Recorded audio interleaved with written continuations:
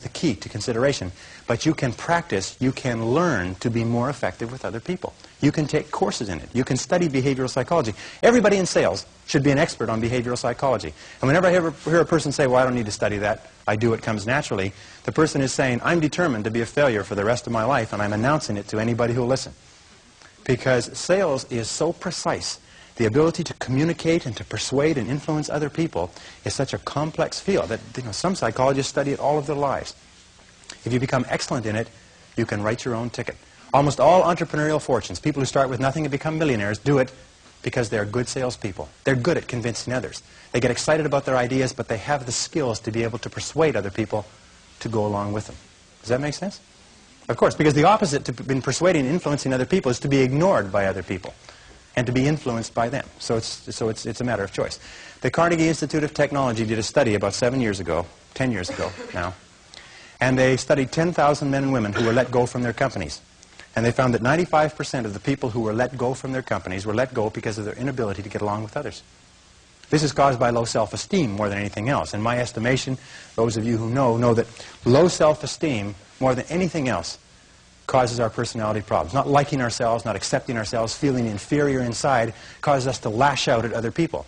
And the wonderful thing is that if you're clear about your goals and you're committed to becoming excellent and you concentrate single-minded on what is important to you, you have a tendency to like yourself more. Your self-esteem goes up. Your ability to get along with other people goes up. But if you have no goals and you're not very good at what you do and you're just doing whatever comes to hand, then your self-esteem goes down.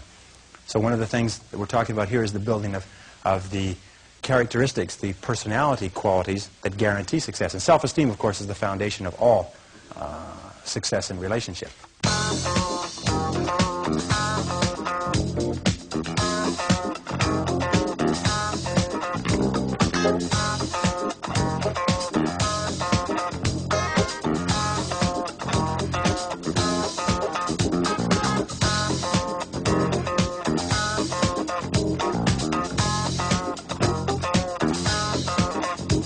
Well, the seventh C is consistency.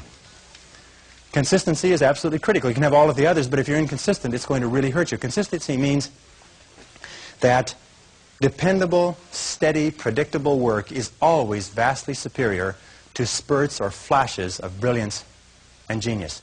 That the person who is like the tortoise, who just plods steadily away, old steady Eddie, is always the person who tends to be more successful than the one who flashes here and flashes there but cannot be counted on over the long term. Be consistent in your relationships. Especially be consistent with your family, be consistent with your friends, be consistent with your boss, be consistent in your work. Make it so that you are the type of person that everybody can depend upon, that people will believe in and they'll depend upon, and they know that if you say something, that you'll do it. That if you say you will be somewhere or if you undertake a responsibility, that you will fulfill that responsibility. That sort of consistency, that sort of dependability is one of the most valuable things in the world of work today. I work with so many companies, and I have staff that work in my companies, and I know that the greatest joy that an employer can have is to give a person a job and know that it'll be done. And the most aggravating thing in the world is to give a person a job and have no idea if it'll be done to a particular quality, if it'll be done on time, or anything else. Just being the steady person. You don't have to be a genius. You don't have to... One of the things that I found, if I can pass this on to you, one of the things that I found when I was a young man, this cost me about 10 years of life, by the way. Not 10 years so much, but 10 years in that I thought that you had to have good grades in school in order to be successful. And then later I thought that you had to have a university education in order to be successful. And then later I thought that successful people are people who are somehow better than you and I. They somehow have unique talents, that somehow the gods have descended from Olympus and touched them on the heads. But one of the things that I found is that nobody is better than you or I. When you see men or women accomplishing great things, they're not better than you and I. They're not different from you or I. They're just doing things in a different way. You look at a person you went to school with who's now doing surgery as a doctor. The person's the same person, except that they've learned how to do surgery.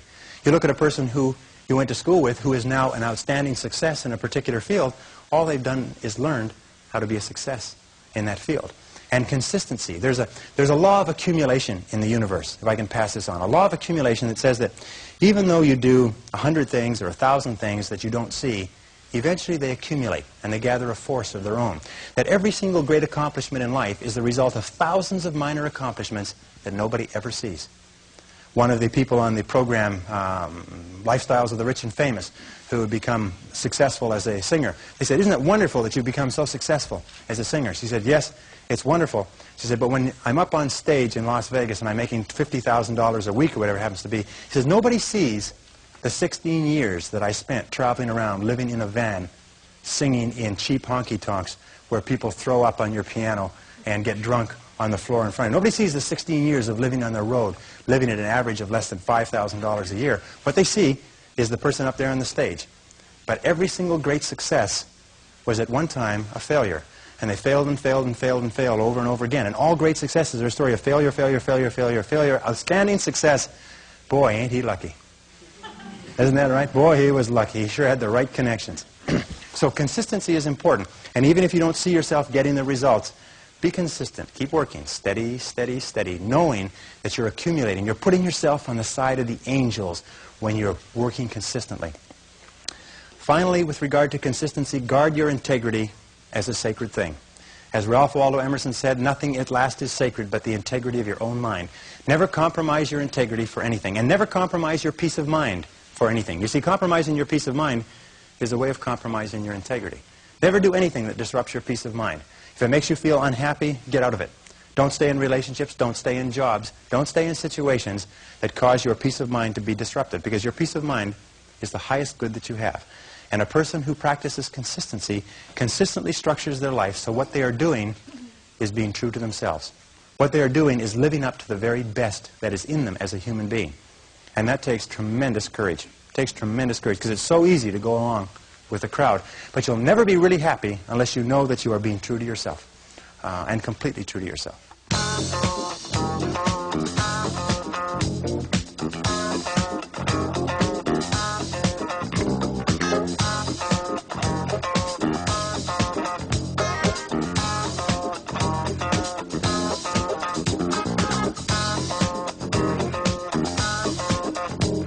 The next C is commitment.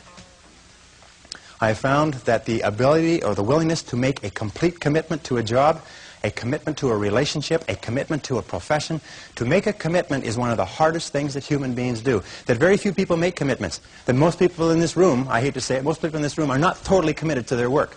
Oh yeah, they're doing it, they're in it, they're doing a reasonably good job, nobody's fired them yet, right?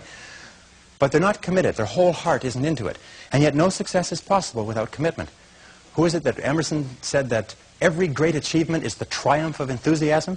That the ability to commit yourself enthusiastically, wholeheartedly, 100% to what you want to do is the starting point of all achievement? That if you cannot commit yourself wholeheartedly, it probably means that it's not right for you?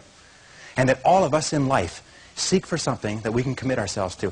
Alan Cox, in his book, The Achievers, which came out last year, found that the executives in the corporations that he studied who achieved the very most in the shortest period of time had found the proper niche for themselves and had lost themselves in their work.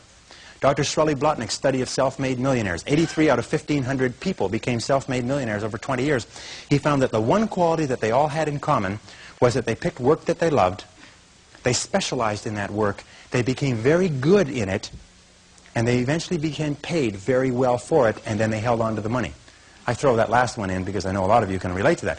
They held on to the money. They didn't gamble or speculate. They were very conservative with their money. They got paid more and more, and they held on to it. One of them started off cleaning toilets on the night shift for an airline. And today he's the president of the airline and makes $1,950,000 a year. He's been with the airline for 35 years, but it's not difficult to become a millionaire when you're making $1,950,000 a year. Even with taxes, you can still do pretty well.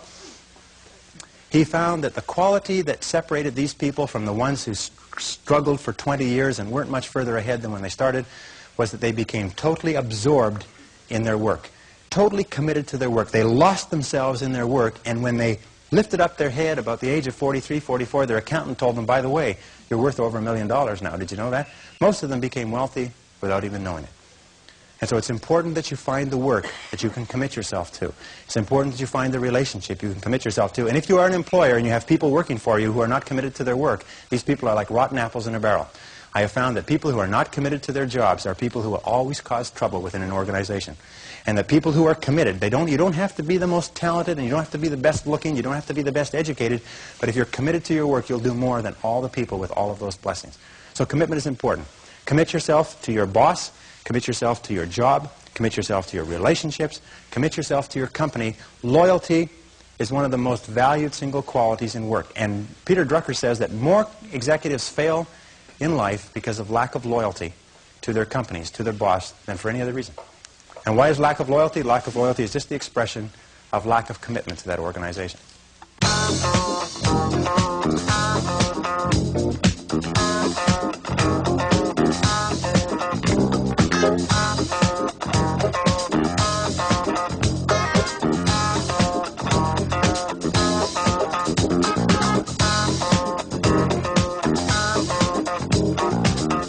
Courage is the outstanding quality of all leaders.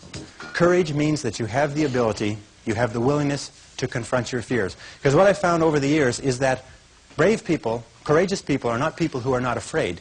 They're simply people who